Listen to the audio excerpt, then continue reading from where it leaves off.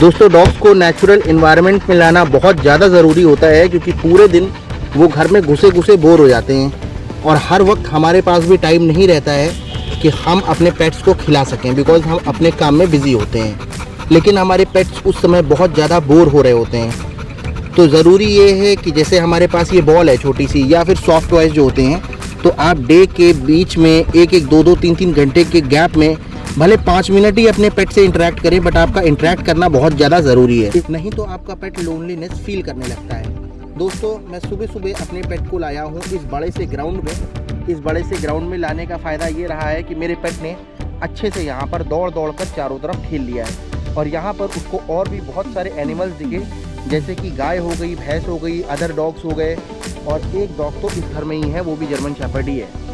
तो दोस्तों इससे क्या हुआ कि हमारा डॉग लोनलीनेस फील नहीं करता है, उसको भी ऐसा लगता है कि हाँ मैं कम्युनिटी का पार्ट हूँ, और वो खुश रहता है। जिस तरह से हम लोग दूसरे लोगों से इंटरेक्ट करने में बहुत खुश रहते हैं, बहुत अच्छा लगता है हमको, उसी तरह हमारे डॉग्स को भी कम्युनिटी चाहिए होती है। अगर हम सोचें कि हम सिर्फ अपनी प्रेजेंस से डॉग के लिए सब कुछ फुलफ़िल कर देंगे, तो दोस्तों ये हमारी बहुत बड़ी गलती और बहुत बड़ी भूल है। जिस तरह से अगर कोई व्यक्ति चाहे कि मैं सिर्फ एक डॉग को रख लूँगा अपने घर में और सारी बातें डॉग से करूँगा और उस डॉग से ही मेरी जीवन चल जाएगा और मैं बहुत खुश रहूँगा, तो कुछ समय बाद उसको दूसरे इंसानों की कमी खलने लगेगी। इसी तरह डॉग के साथ भी होता है, भले वो किसी भी ब्रीड का डॉग हो।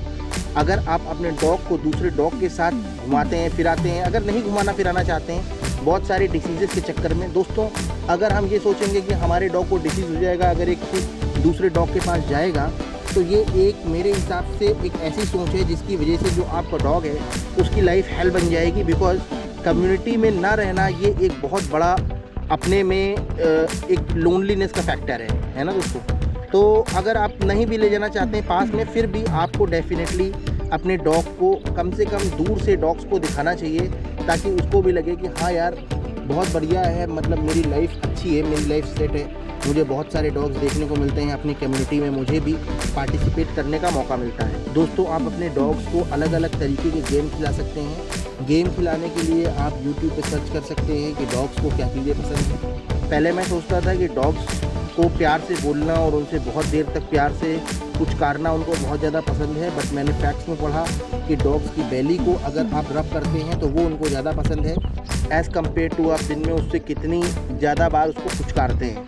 बिकॉज डॉग्स आपके इमोशन समझता है और उतना ज़्यादा इफेक्टिव डॉग के लिए वो नहीं होता है जितना ज़्यादा उसकी बेली रब करना होता है। बिकॉज बेली रब करने से जो डॉग होता है उसको अपनत्व की फीलिंग होती है।